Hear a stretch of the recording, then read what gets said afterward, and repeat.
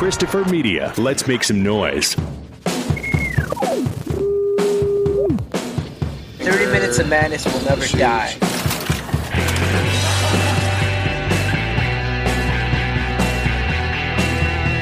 We all clicked together because we were the outsiders, nerds, skaters, and punks, jumping around, freaking out. So 30 Minutes of Madness just sounded right. We moved in together. Within a few months, 30 Minutes of Madness died. I blame myself, but it's not all my fault. It could not have worked then, but it doesn't mean that it couldn't work now. This summer, I'm going back to Michigan to make a new episode of 30 Minutes Madness. These people lost touch with being artists. 80 to 90% of the core group of people that were on the show are struggling with everything from drug addiction, mental illness, unfulfilling lives in whatever way. You know, when you're addicted to heroin, you get lost. I couldn't do anything except for think about my life with you. You end up going crazy. We were all sitting here saying there's something wrong with them, and we all walked away. It's kind of like the end of a dream.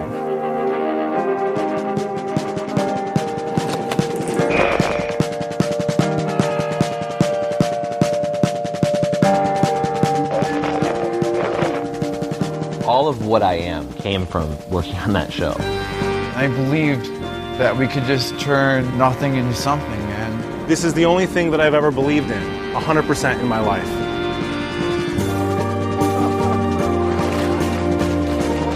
Do you think we'll ever get to a point where we can collaborate without these kind of arguments? Yep. Do you think it's worth it? You know, 20 years from now, no matter what happens, we're all gonna be here.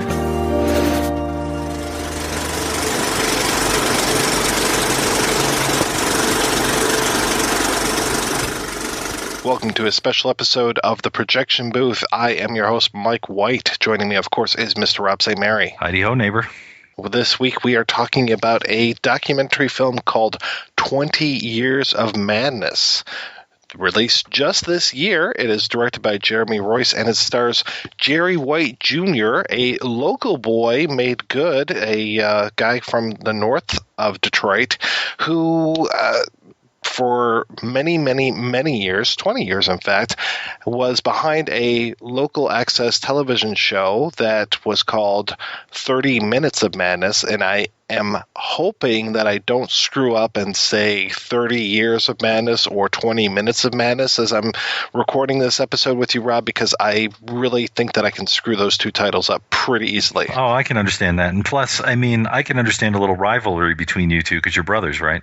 No relation between myself and Jerry White. Well, I Jr. thought all the Whites know each other and they all look alike. You don't have to pay. Why don't you just take the money? So the thing that's great about this, and I feel a little sad that I missed out on the 30 Minutes of Madness back in the early 90s. Now, to give you a little background on what 30 Minutes of Madness was, it was a cable access show that was done in Oakland County, just sort of north of Detroit. And it appears like high school kids and just out of high school kids who did this show for about 3 years or so. It seems like maybe 92 to 96 or something like that. And they had a cable access show, and it was just like all kinds of weird skits and doing odds and ends and various things. So you get clips of it throughout the film, and when you're introduced to the various people that we meet. And the sad thing, and I think I've talked about this before, I grew up relatively poor, so we didn't have cable when I was a kid. And I don't know if I would have even received this cable access feed the next county over where I lived. So I think I would have been totally screwed. And really the only way that I would have gotten my hands on something like this would have been through someone like my friend Chris, who for years before YouTube, and this is going to show you how old I am, and we are, Mike, people would take, there were like mix videos. Like people would do little skits or they would make little short films and they would put them on tape and then they dub it, and you get like an 18th generation from someone, and it would be a bunch of odds and ends. Some had credits, some didn't, so you didn't know who was doing what. And I think that probably would have been the only way I ever would have saw 30 Minutes of Madness when I was a kid, but sadly I never saw it, and this was all completely new to me walking into this documentary. But that's okay, because I don't think you need to be a fan of that show or even know that show in order to enjoy this documentary. No, the documentary really does a great job of taking you into this world, introducing you to, and I'm going to use the word characters, even though these are real people, but introducing you to the characters of the documentary. And, especially Jerry White Jr., just kind of showing his whole progression, where he was at back when he was in high school, and then they have these tapes of him every birthday kind of giving like a little status report where he's at, and you can see the physical and emotional and his situation kind of change over the years. It was like Boyhood. Which was shot over a period of 12 years. Yeah, it was totally like Boyhood. I kept thinking to myself, I'm like, here he is. It's like, hi, it's my 21st birthday. Hi, it's my 22nd, all the way up to the current day. And I was pretty impressed by that, because to me it kind of reminded me of like people that will take a photo every day for like the rest of their lives, or do a particular thing on one day every year to like document that. And the closest I've come to that is my journals. I write a lot, so like I have journals going back to middle school, but that takes a little more to go in there and actually open the journal and go, what was I doing in 1995? So on video, it's kind of cool. Yeah, it kind of reminded me a little bit of Capturing the Freedmans, as far as, having such a rich treasure trove of video to kind of go back and piece together a story, and being able to use the progression, like the literal progression of your main character throughout all these years, and then to show where he was in high school and then show where he's at now, and have this kind of journey of him going back and saying, let's shoot one more episode. I mean, it was super effective. And I have to say that the film is structured really, really well, and I wasn't sure coming into it if I was really going to like it that much. I only had one person tell me about this movie beforehand. I saw it down at the Detroit Film Theater, did a little 20-minute Q&A with the guys up on stage, which was nice. They showed episode 15. Now, Rob, when I sent you the screener, was episode 15 on that? I don't believe so, but I did go to the website, because I think the website's mentioned a couple times, and I went and looked at that, and I think there was a couple of various clips and things like that. So I did see a little bit of it, but I didn't see a whole show.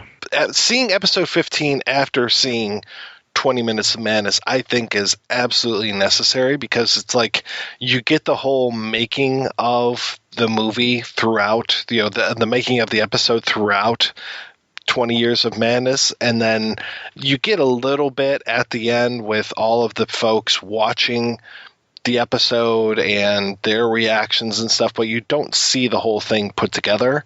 So I think seeing the full thing, and you can see that over at 30mom.com, that really kind of puts a fine cap on everything and just shows what work went into the episode, because, as you're watching it, you're like, well, I don't know. Some of those old clips that they showed, they were kind of clever and stuff, but I don't know if I could put up with watching a whole half hour of these kids just kind of dicking around.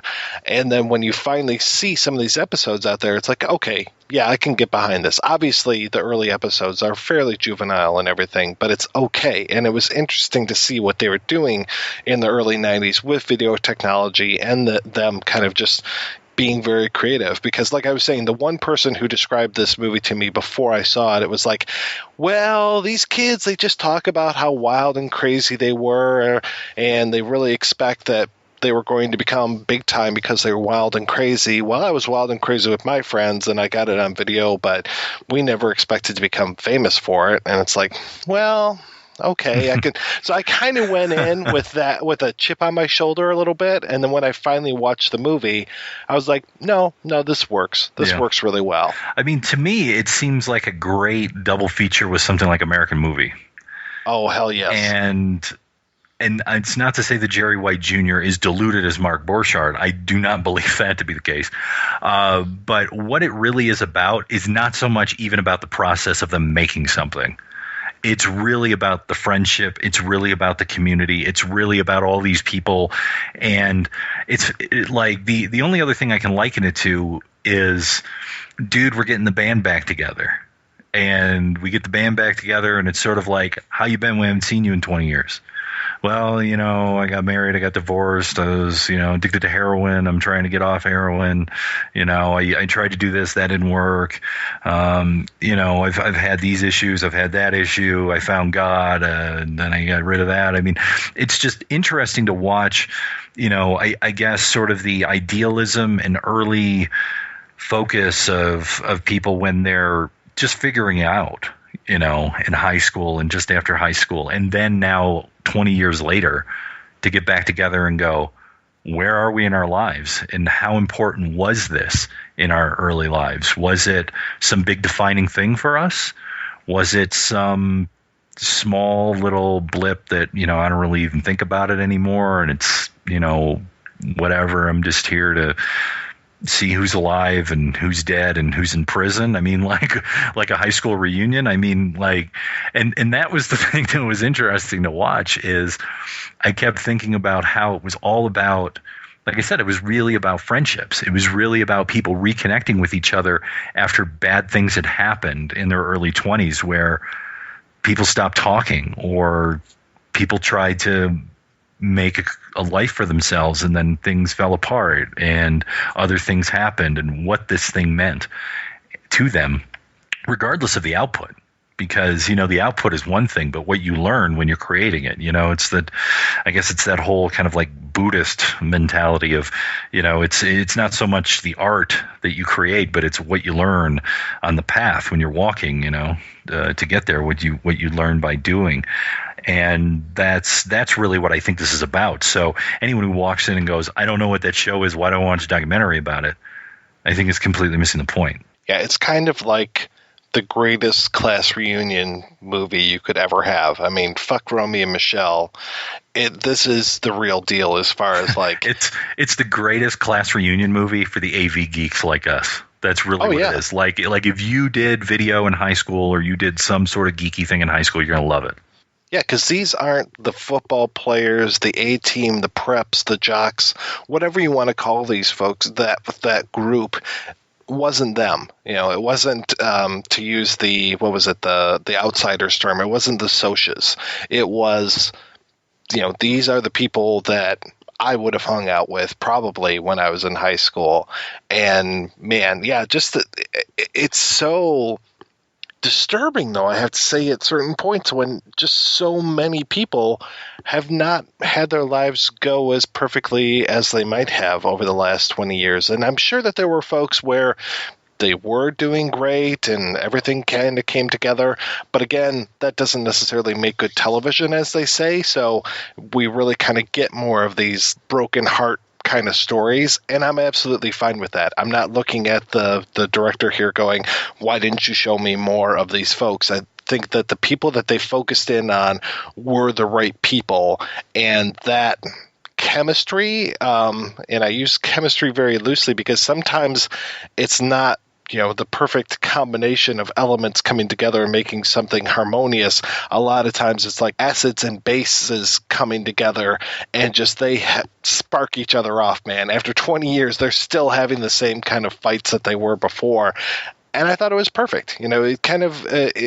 another documentary it reminded me of a little bit was the Metallica documentary, where they're just fighting all the time and they, are all screwed up after all these years and everything. But for me, it works. And this one works just the same way. And I'm so glad you brought up American Movie, because I was so reminded of American Movie so many times throughout this. But the thing with American Movie, I was really glad when I saw American Movie, I saw Coven right afterwards. So it was a 1-2 punch, seeing it up in Toronto years and years ago when the movie was first out. And you see Mark Borchardt and you see him like well, this is how it's going to look. And, he's doing the framing with his fingers and everything. And you're like, this guy doesn't know anything. This is just going to be ridiculous. It's before Tommy Wiseau made his appearance on the scene, but you're expecting a movie as bad as that. And he's just like, oh yeah, it's going to go across here and the music's going to come on. It's going to be like, wah. And then it's going to be like this and that. And he's describing all this stuff. And you're like, this guy, oh man, this is going to be ridiculous. And then they show Coven afterwards, and it's like, wow, this guy actually knew what he was talking about. It's like, what? What is this guy actually has the talent to back it up. So when I'm watching 20 Years of Madness and they're shooting all these skits and stuff, I'm just like, man, some of this stuff looks pretty rough. I don't know, like especially like the skit at the barber shop. I'm just like, I don't know, this could go pretty bad. And they're fighting, and you took out my joke about the lunch breaks and this and that, and I'm just like, oh god, this thing is going to go so bad. And then when I watch it, I'm just like, wow, that actually really works. That was hilarious. And there's great stuff to it. And there's like this kind of like level of surreal humor to it. And it's cut together really well. It's directed really well. It's acted really well by these non-professional actors. And I'm like, okay, yeah, I buy it now. So I'm so glad that I was able to see one and then the other, because otherwise I might have been left scratching my head going, could this be as good as it was? Were people laughing in the audience because they knew who these folks were? Was it a party kind of thing? Or could somebody who didn't know these people actually enjoy 30 Minutes of Madness? I had no idea about the show going in, so I think it was well structured, and I think the documentary was quite good because ultimately it's about something I think all of us can understand. Friendship and long-term friendship, and how we change from, getting out of high school to, I guess nearing middle age, so it kind of spoke to me because I'm about that age. They're a couple years older than I am. And I was just like, I can see this, this is like what me and my friends used to do. And if we got together and we did our little projects, or we got our band back together from high school, I'm sure we'd have the same thing. We'd be arguing over creative choices, but at the bottom of it, it may not even be about the creative choices. It might be about, you never listened to me then and you're not listening to me now. And why did you stop talking to me? What did I do? What did you do? Like, where did we go wrong? Where did I go wrong? I mean, that was the resonance really for me that is far bigger than the show itself. So let's go ahead and take a break, and we're going to play an interview with Jeremy-Royce and Jerry White Jr., and we'll be right back after this interview.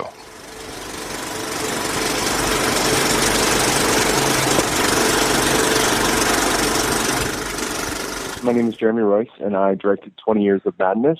I'm Jerry White Jr., and I'm one of the producers of 20 Years of Madness and one of the primary documentary subjects of the film. Jerry, how did you guys meet each other?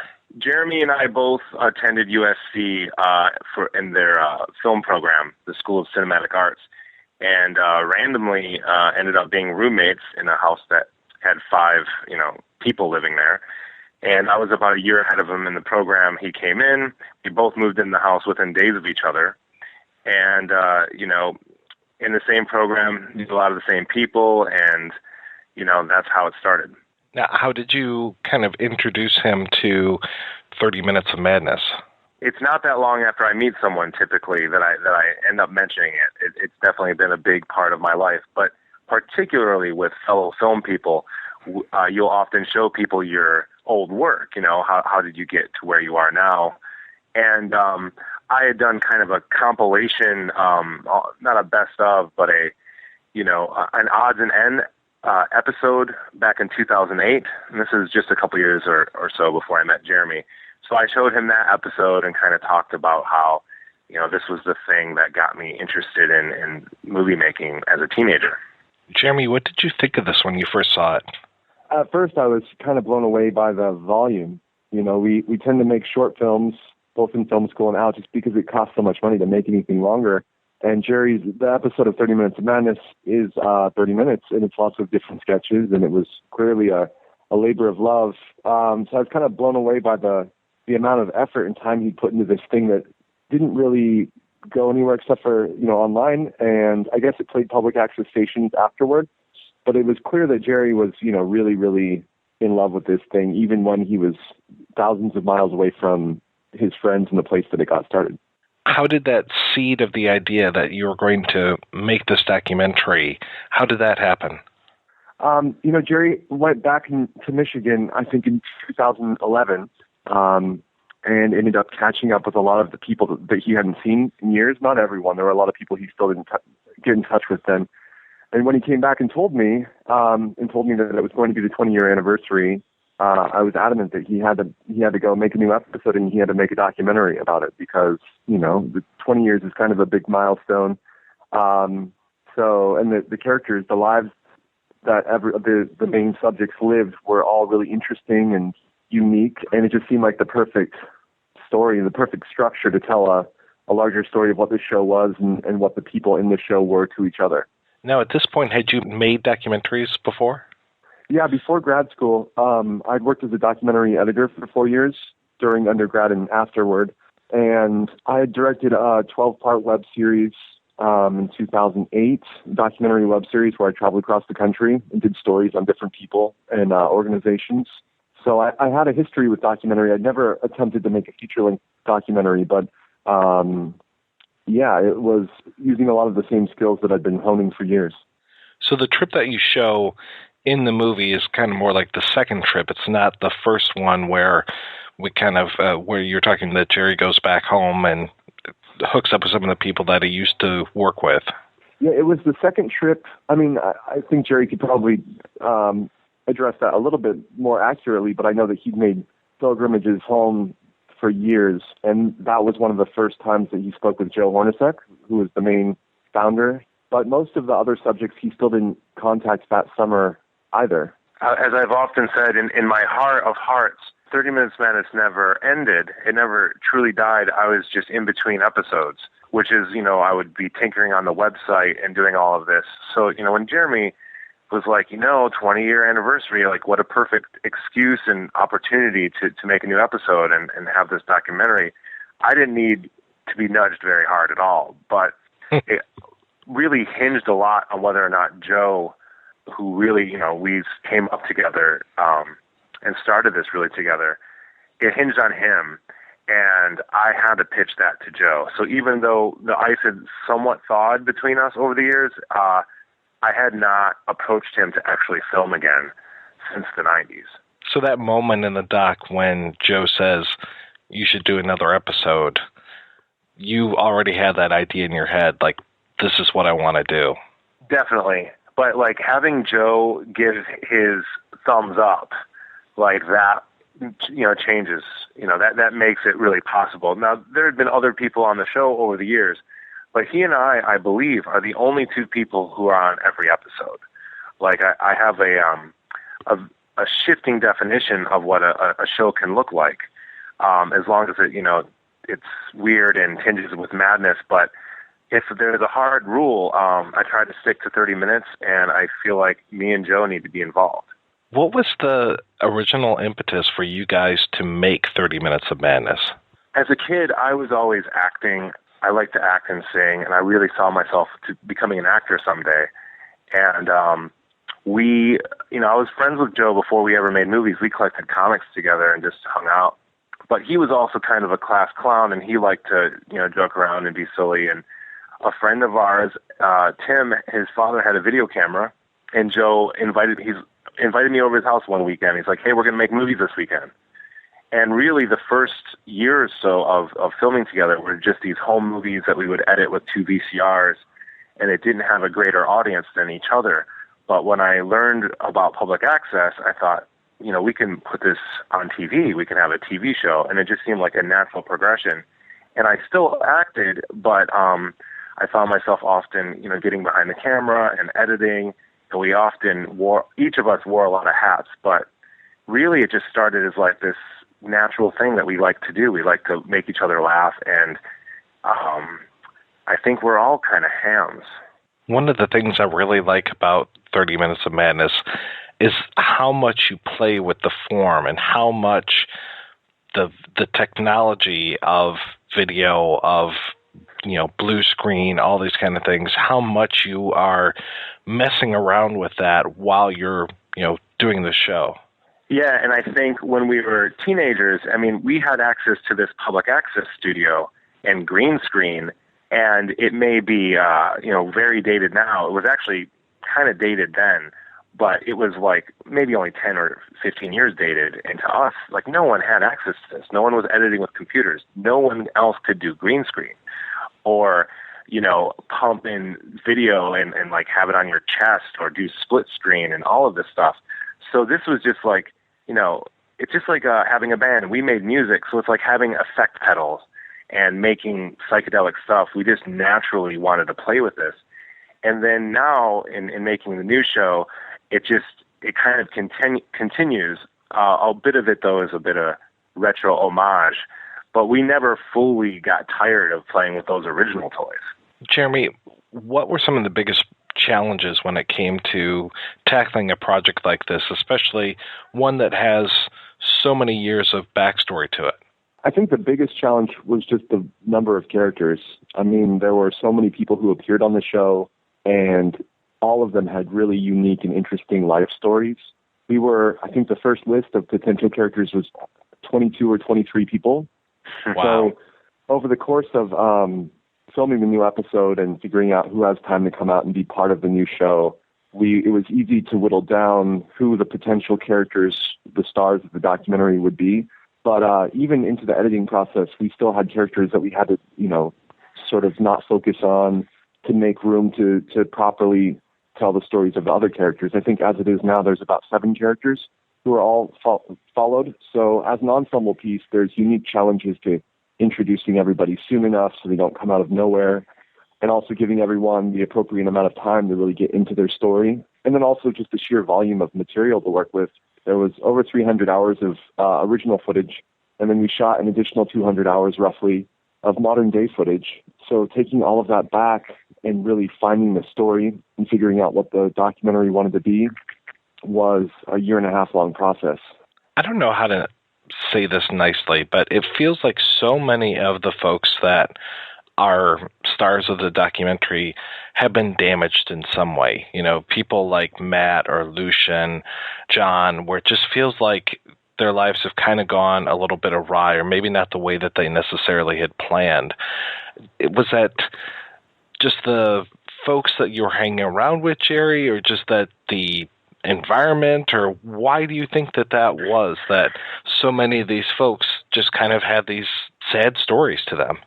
That's a great question, and it's frankly something I don't have a definitive answer to, and it's something that we've all been asking each other over the years as details emerge and whatnot. Some thoughts I have on it, though. First of all, I would say nobody's life ends up where they expect when they're a teenager. Now, granted, That doesn't mean everyone has a tragic story per se, but even the people who in the doc, like my friend Andy, one of the things he says is, he's trapped in his mundane life while he has, he's adjusted and he has a job and all these things. He's not happy either, or he's struggling in his own way. I'm struggling in my own way. But as far as the people that are really having difficult times, I feel like I do have to trace it back to what brought us all together in the first place back in high school. And there's no doubt that we were the outsider kids in a number of different ways. And I've tried to think about, was there a socioeconomic factor? Were people coming from broken homes? And frankly, there's no one thread, like the socioeconomic thing, basically working to middle class. But, a lot of the people's parents were still together. Some were divorced. Some had drug issues. Some did not. So I just think that maybe we were creative people, and there's always that talk about the fine line between creativity and madness. And again, that's why I was doing this show called 30 Minutes of Madness. Like, we were not only weird, we were embracing that weirdness.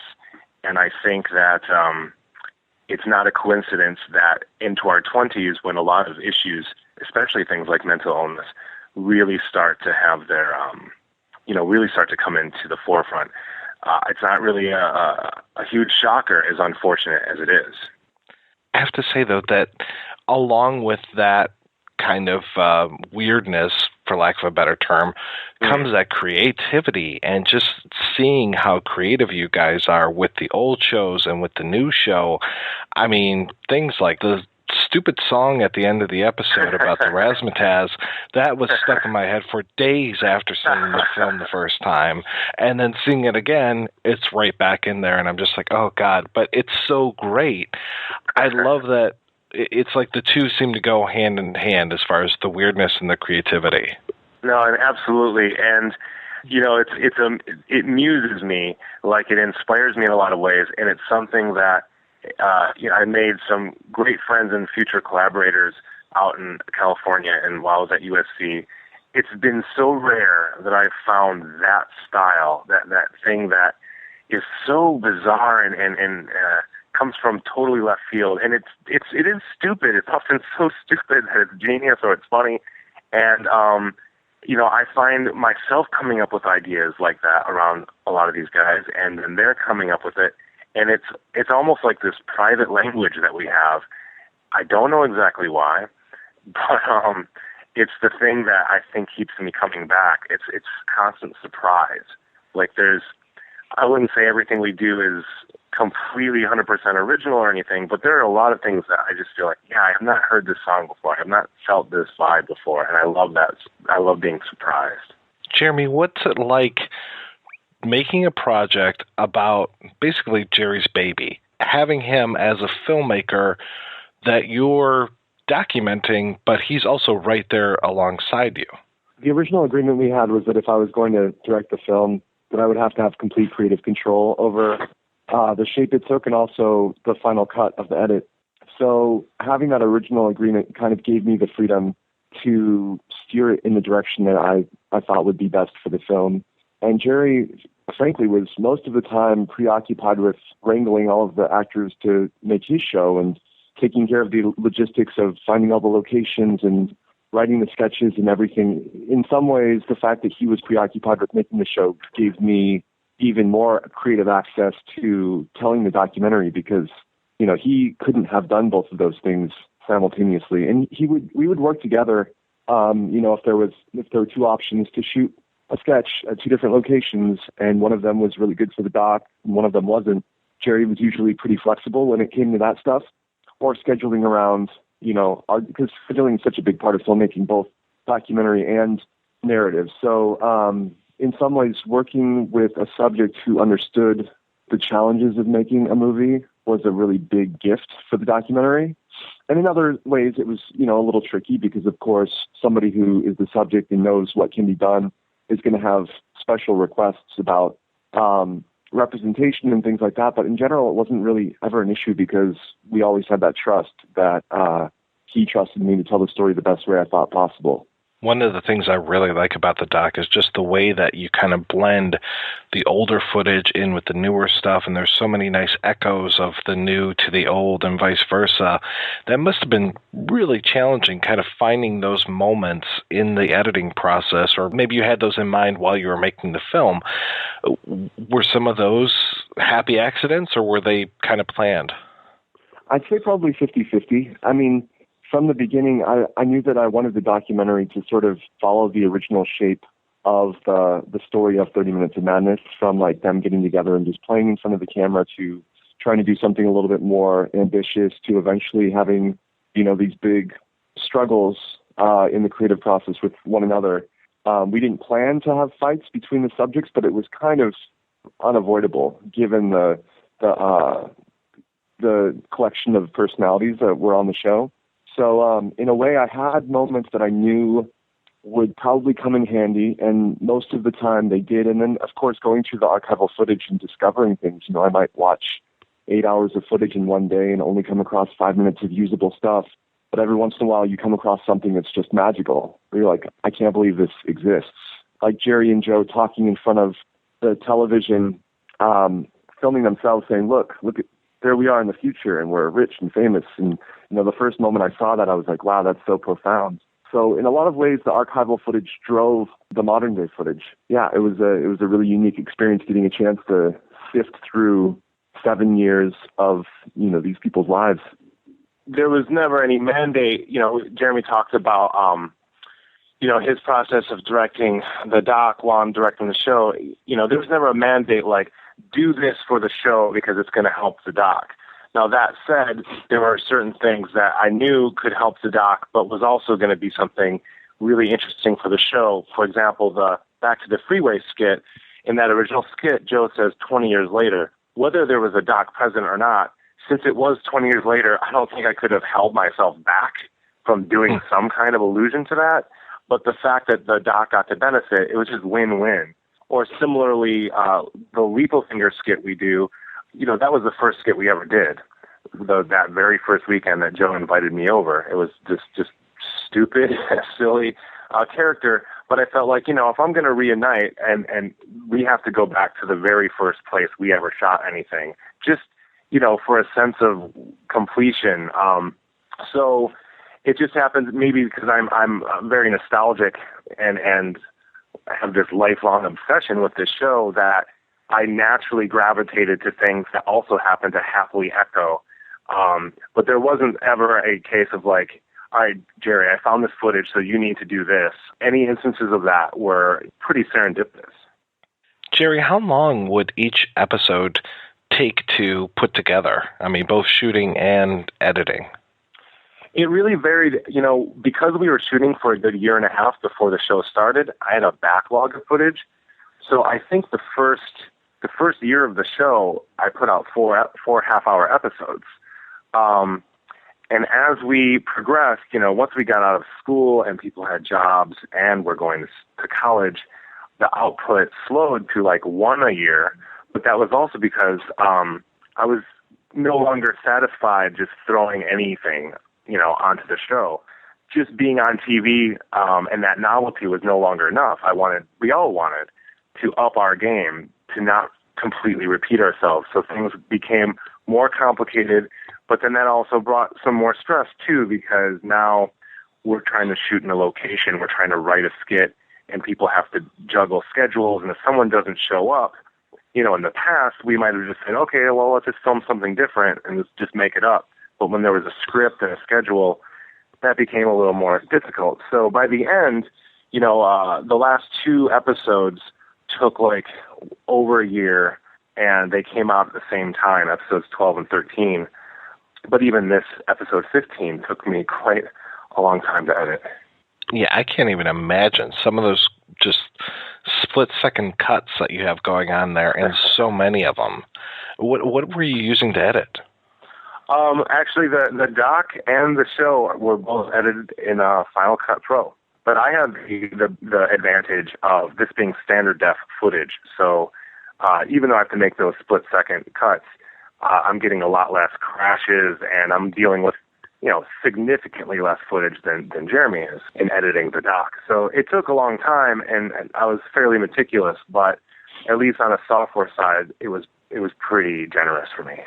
What was kind of the timeline as far as when the first show came out and some of the episodes that followed up? I mean, because this is a 20-year process between the first episode and the 15th episode. Episode 1 aired March 5th, 1992. So Jeremy had mentioned me coming back from a road trip in 2011. So 2012 was the actual 20-year anniversary. So we came to Michigan in 2012 and did the bulk of the shooting. But yeah, the original shows aired from 92 through 96. And then that kind of thrown together kind of smorgasbord episode I cut together and finished in 2008. But I tooled on that on and off for like 8 years. A lot more off than on, but yeah. Did you ever have any problems with the local access as far as, it being racy or just too weird for television? I would get calls from, I believe his name was Dave Zorn, and he was the president or he ran public access. And he would call me about, complaints that they would get about language or content or naked guys on four-wheelers. But because of freedom of speech and just the way that the contract worked, he couldn't outright forbid it. He would just say, hey, you guys, can you guys tone it down? And what he couldn't have known with him calling me was having the exact opposite effect. First of all, I was just thrilled getting confirmation that people were watching. Like, this was like, because we didn't have Nielsen numbers. We had no idea. So, like, whoa, people are calling in and complaining. Like, you're telling that to an obviously already rebellious teenager. So I love that. I mean, it didn't necessarily make me say, oh, I'm going to push it even farther. We weren't really, we had a little bit of blue humor, but that was never the main goal.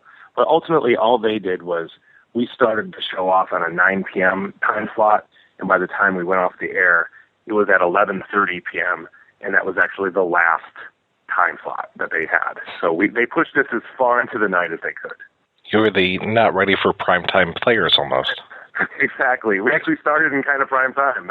We worked the opposite way. We were like kind of prime time, and then they just threw us into the night. I have to say, one of the most magical parts of the documentary is that whole montage of you, Jerry, getting older. And, this is me at 26, this is me at 27. Just amazing to watch that going on. I mean, Jeremy, that, again, must have been such a gift to be able to have a subject who has documented so much of his own life.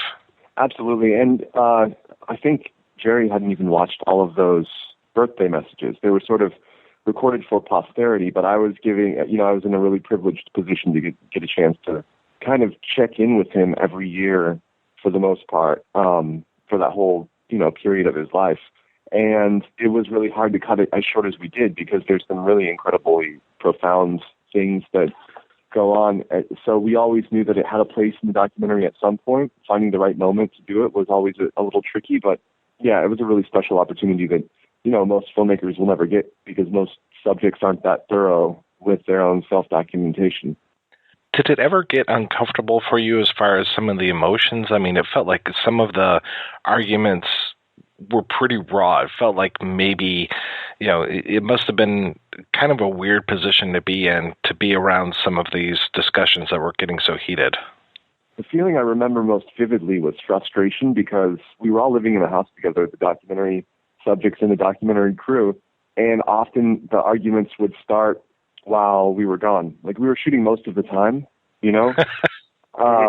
but it always seemed to happen on our day off or just after we finished shooting. So I just remember whenever these fights broke out that it was sort of frustrating because we'd already sort of packed up the gear and we had to grab it and, whip it out because that's a essential part of the collaboration. There's no creative team, whether they're a band or a long-time filmmaking partnership or whatever, that doesn't have some sort of creative struggle or personal struggle, especially when you've been with these people for so long. They're all sort of like brothers, and brothers tend to fight about things. So for me, it was less uncomfortable and more just, I wish that I'd been able to document the whole thing. It's often happened when I wasn't ready for it.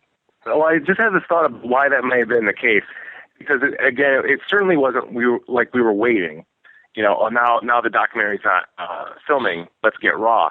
I think I just realized kind of why that might have happened, because we definitely had the potential to argue on set, but I think we actually kept ourselves together. I think it was the day is done. We're sitting down. We're finally relaxing, and all of the stress is gone, and you're not trying to be on your best behavior to get things done anymore. I think once we let ourselves kind of get raw and like raw in a way where, we're not trying to shoot anymore, so now we're just hanging out, and I think that's why it happened then. I don't know. Does that make sense, Jeremy? Yeah, it makes sense. And the good part about it was, the fights when they happened just a couple of times, they were never short. So even though, I'd get a call and I would be 20 miles away, we still had time to get there and catch most of it because, there's so much passion involved that the confrontations when they did happen, it's like once you opened up that can of worms, it kept going for a while. So it was pretty natural. And the one thing I can say is that the subjects definitely didn't change their behavior when the cameras clicked on. Everyone grew up being in front of cameras. So in many ways, we could just sort of float around like a fly on the wall and not have too much of an effect over what happened in front of the camera. Jerry, how was it for you kind of seeing these arguments? Well, you're seeing arguments not only from, just a few years ago, you're seeing arguments from when you were, a little bit older than a teenager. How is it reliving some of these things? It's basically fine because it's something I'm aware of myself. Before we ever even left California, when Jeremy and I were still living together, he's like, you're not always going to look good in this. And I'm like, no, I know, of course. And he's like, I don't mean just in the old footage. Like, you're going to have arguments. Like, he already knew that was likely to happen just from seeing some footage. And I'm like, I know. I've already known that the role that I tend to have, being a director, but you're directing friends, you're producing friends, and you're butting up against heads of, we all have creative ideas, but in the end, someone has to make that final decision. And I know that's going to rub people the wrong way. They're going to get upset. I'm going to get upset. I'm going to get tired. So I wasn't surprised with myself. I have to say I was really happy that I never did lose it on set. We had little headbutts, but we worked it out. Would I have liked to not lost it offset? Definitely. But I think, all things said, even as ugly as things got in that final argument with John, people say things, amongst family. It happens, and I accept that. It's a part of me. It's part that I'm going to continue working on. But it doesn't surprise me, and I'm fine seeing it. What's been the reaction amongst your friends, Jerry, to seeing this documentary? Overwhelmingly positive for the most part. I mean, everyone has really enjoyed it. The main subjects, people in the periphery. I will say that after our Friday premiere in Detroit, which is a place where people who had never seen it finally got to see it, people who are in it but maybe aren't a main character in it. A few people definitely came up to me and said, "Man, it's very bittersweet," or it's kind of depressing in a lot of parts. I'm not surprised to hear them say that, and I know that there's heavy parts. And I also am not surprised that it's going to hit us harder because this is our lives. These are our friends. I think it may be hitting some of us a little harder than it might hit an outside audience. I'm not sure. But overall, I mean, people have been really happy to be a part of it. I mean, Jeremy would be a good person to ask this too, because they might tell me one thing, and since he's part of the family now, but he certainly came in as the outsider. I feel like if there were any strongly negative opinions, he would have heard about it. Yeah, I'm actually at Joe's house right now, hanging out in his garage. So I've definitely sort of been brought into the fold with the crew, and I, consider everybody my friend. And I think I've had a chance to check in with most of the main subjects, and they all, in general, are really proud of the film. And it kind of feels like we're now all sort of on the same team, that we all want the documentary to do well and to get seen by a wider audience. One thing I tried to do from an early stage in the editing process was send early cuts to some of the main subjects to give them sort of a window into how it was shaping. So I think at this point, most of the main subjects have seen 5 different cuts. So they've all had time to sort of process the shape the film has taken and the various things that are, shown on screen. And it's got to a point now where everybody, it's just like the documentary family we're all really happy about the reception that the film's received so far and hopeful about the future of getting it out there to a wider audience. So outside of the folks that are actually part of the documentary, Jeremy, what are some of the reactions that you've been getting as this has been playing around? Oh, man, we've been so lucky with the positive feedback we've received so far. We premiered at Slamdance, which happens at the same time as Sundance in Park City, but it's kind of like the smaller, weirder film festival. Their motto is by filmmakers, for filmmakers. So playing in that sort of environment was the best possible way to premiere the film because, most of the people watching it were also filmmakers and people who understood the creative process and how valuable creative communities can be to one another and to their overall growth as an artist. So that was like the best way to start off the life of the film. And then since then we played a festival in Austin and we won Best Doc there. So everything we've received so far has been kind of overwhelmingly positive. There's some people who maybe don't necessarily see the hope at the end of the film. I mean, without giving anything away, I'd like to think that when you walk out of the film, you see that there's something powerful about this group of people who are still working together and still part of one another's lives, regardless of the shape that those lives have taken over the years. That's really spoken to a lot of people, maybe more so people who don't know the subjects. It's always hard to see these kids that you watch grow up struggling in life. But for outsiders, I think they take away the redeeming quality of this ongoing friendship and collaboration. Jerry, when is the next episode of 30 Minutes of Madness coming out? Well, you know what Joe said? Joe said it should have already been out by now.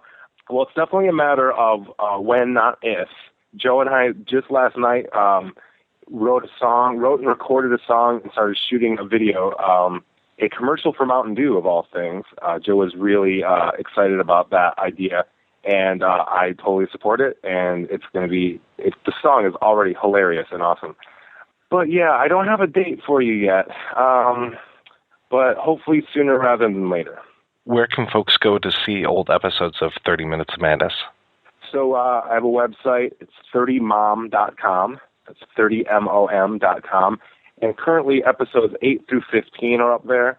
I will put episodes 1 through 7 back up after a while, but I find that people want to start at the beginning. And so I took off 1 through 7. There's some solid stuff there, but I think the best way to do it is start from 15 and go backward. So yeah, 30mom.com, and of course we have 20 Years of Madness, which also is going to continue to have news about the doc, as well as deleted scenes and other material. Obviously, social media is a big deal for us too. If anybody's interested in following the film or the show, we have a 20 Years of Madness page on Facebook and a 30 Minutes of Madness page on Facebook, and we update those pretty regularly with the status of how things are coming and any updates that happen. So if anybody wants to stay in touch, they should like us on Facebook. I will be definitely posting those links over at our website, projection-booth.com. Though I have to say I was kind of disappointed when I went to 30mom.com and it wasn't a MILF site. Hey, years ago, I got an offer from someone. I've owned that URL for years. Someone wanted to buy it for porn. I did not sell. I did not sell.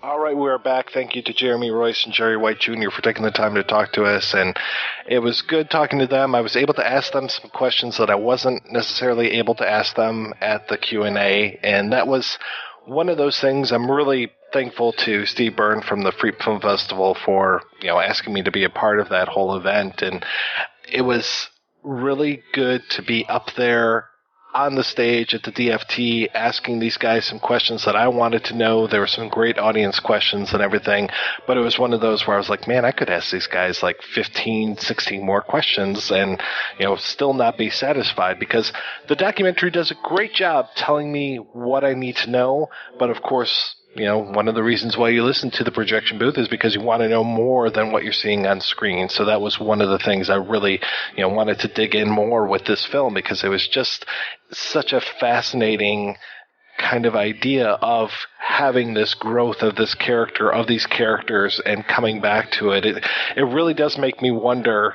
if I went back and watched something that we made when we were in high school, if that would have the same resonance. I mean, I'm so glad, Rob, that you have kind of something similar with Tainted. How many years were you out of high school when you made Tainted? 1 year.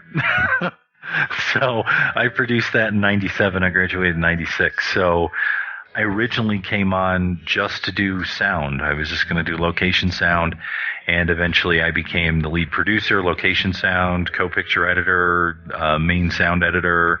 I even have a bit part in the film that I didn't want and I act badly in.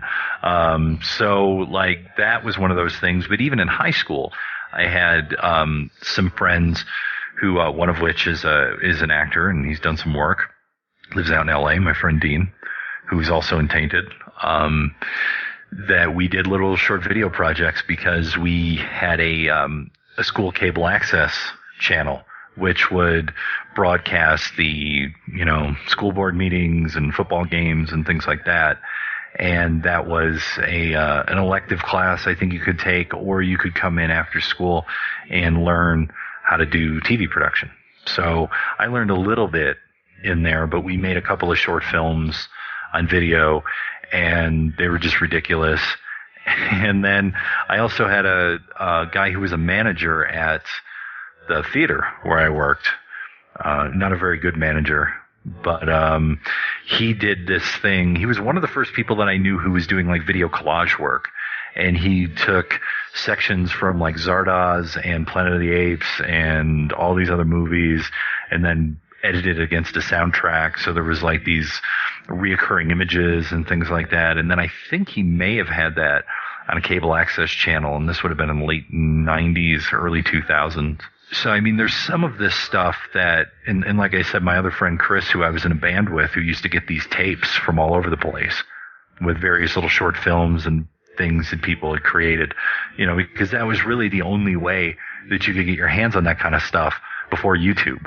Like YouTube now, it's like, you know, it's way too easy for kids to get their hands on stuff. And it's almost, I'm going to sound kind of elitist. It's way too easy for them to make shitty productions at home when we actually had to go out and learn how to do this stuff, like with a real editing machine and a real camera and all that stuff. So, you know, you can do it all now on your cell phone. So I guess that's good in many ways. But I just remember when I was a kid, there seemed to be like more of a magic to it. It was a little more special because not everyone could do it. And it took a little bit more of an investment, I think. Yeah, it's funny. As you're talking, I'm thinking of all these video projects that I did over the years or was, you know, nominally involved with. There was one video that some friends of mine did called the Posse video, which was their kind of attempt at I don't want to say attempt because I think they succeeded. It was their skate video. So it's like, you know, not necessarily Search for Animal Chin type stuff. There's not a narrative to it, but it is, you know, these little vignettes, and there's just kind of some of the weird stuff that happened to them, and they documented it, and, you know, a lot of it is shot like music videos and all this kind of stuff. And it's like, can I go back now and watch that today, and will it still hold up? For me, yes, but would it hold up for somebody else? I'm not necessarily sure, but then I'm thinking about other stuff where I'm just like, man, I have no idea where some of these tapes are at, or if I could ever get my hands on them again. And I so would love to be able to kind of travel back in time and see these things. You know, being able to pop them in a VCR would really bring back a lot of great memories. There's one that I'm still trying to figure out. I remember Chris had a tape that he gave me, and it featured it was a mannequin shot against a black background. And it doesn't seem all that, like, my explanation doesn't seem all that sexy. But it was shot from this sort of, like, I guess could only be explained as like a Mussolini angle or Hitler angle. Mm-hmm. So that the puppet looked like this dictator. And he was, you know, sort of tilting his head, and of course his mouth would open. And it was all of this stuff intercut with scenes from like RoboCop, where the melting guy gets hit by a car, and various horror films, heads exploding out of scanners. And the little puppet says things like, I saw your mommy and daddy. I saw them die. And oh, how I laughed, and all of this. And it was just like the most like darkly humorous and strange thing I've ever seen. It had no credits on it. I have no idea who made it. But when I saw it on tape, it was so fucking brilliant. Like for years, I just had this image in my head of this little dictator puppet with like black sunglasses on, saying the most vile and awful things about how he laughed when your family died and all of this stuff. I really miss stuff like the Microcinefest or some of the underground film festivals that used to go on. I mean, I'm so glad that there are still underground film festivals here and there, but not nearly to the extent that they were, because that was kind of like your chance to see these fucked up short films and videos and stuff with an audience who were equally as fucked up as you were. And it's like, seeing stuff now on YouTube alone with your headphones on just doesn't have the impact of seeing stuff with an audience. You know, there are still things that I quote from like Microcinefest 97, and it's just like, you know, so that's coming up on 20 years, and it's just amazing how much those things had an impact. Yeah, there was a bunch of them. I mean, there were little animated shorts, there were all this stuff. And I guess it's easier to track it down on YouTube now, because most people will put credits on things, or if it's theirs, they post their stuff and you can be like, hey, good job or whatever. But back in the day, you would just stumble upon things, and I'd have to say it was sort of the equivalent of, like someone get you a mixtape of some band you never heard of, or someone would hand you a VHS tape of some film that you never heard of, and then you watch it and you're like, holy shit, where has this been my entire life? And that's the kind of thing.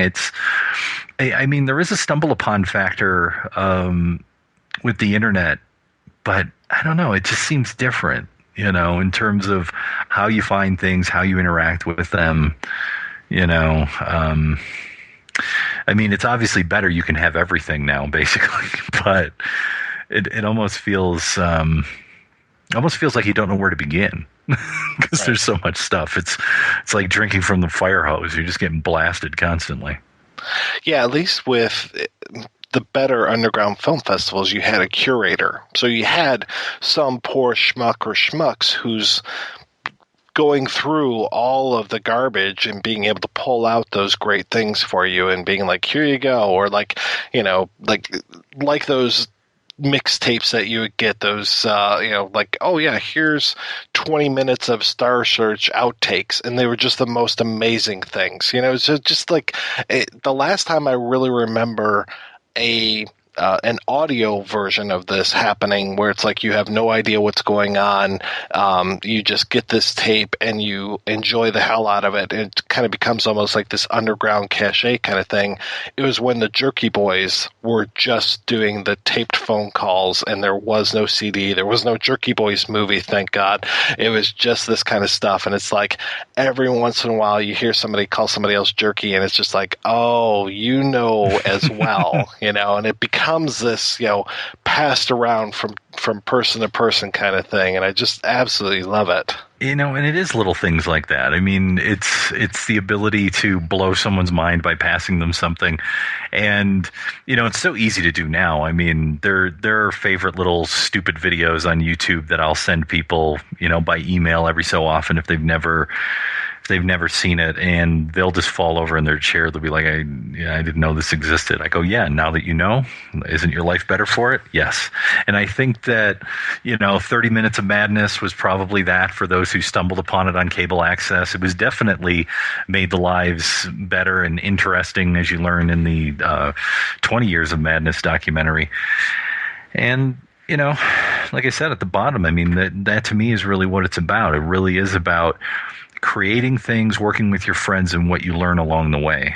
I mean, if you never see the end product, if the end product even doesn't even come out, it's about what you learned along the way. I mean, in a lot of ways, that's like Jodorowsky's Dune or Lost Soul, which we also talked about, the film about Island Dr. Moreau, in that it's the things you learn in trying to do something and the challenges that come from that sometimes are even greater lessons that you learn than actually having a finished product. So I think on that note, let's go ahead and wrap up this special episode of The Projection Booth.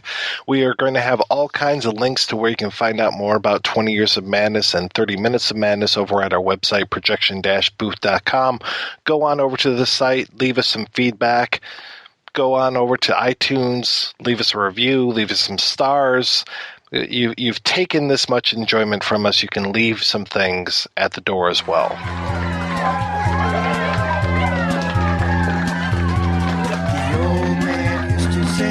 Stick out your razzmatazz, stick out your razzmatazz, stick out your razzmatazz. The old man used to say, stick out your razzmatazz. The old man used to say.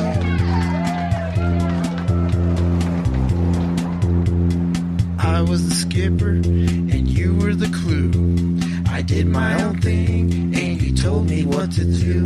But now things are happening, I'm starting something new.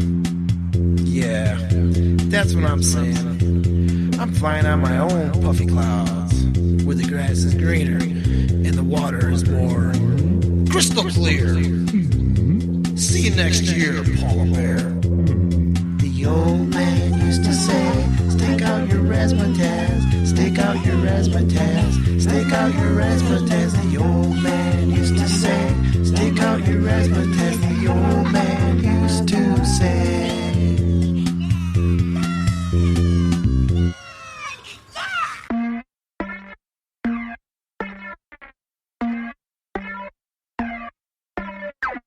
Public access is in trouble.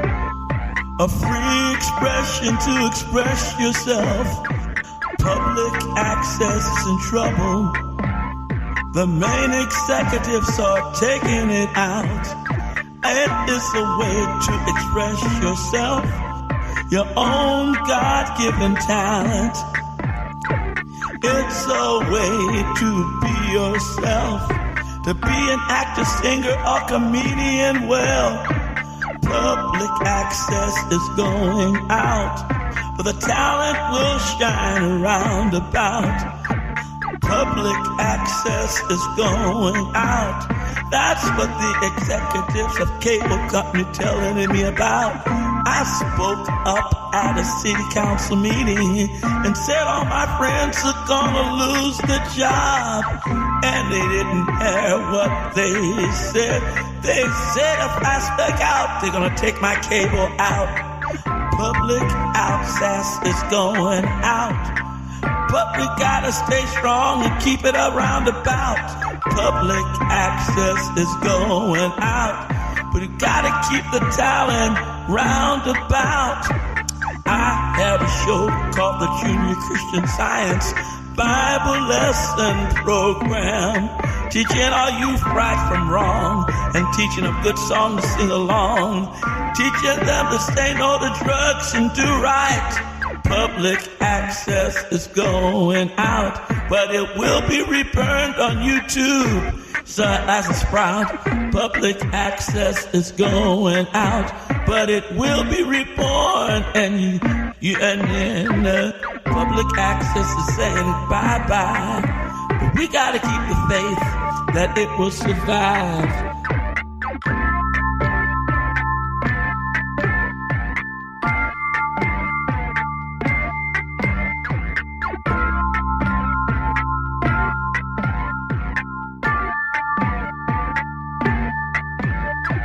I've been airing on charter communication cable ever since it was Crown Cable and Felcom Cable.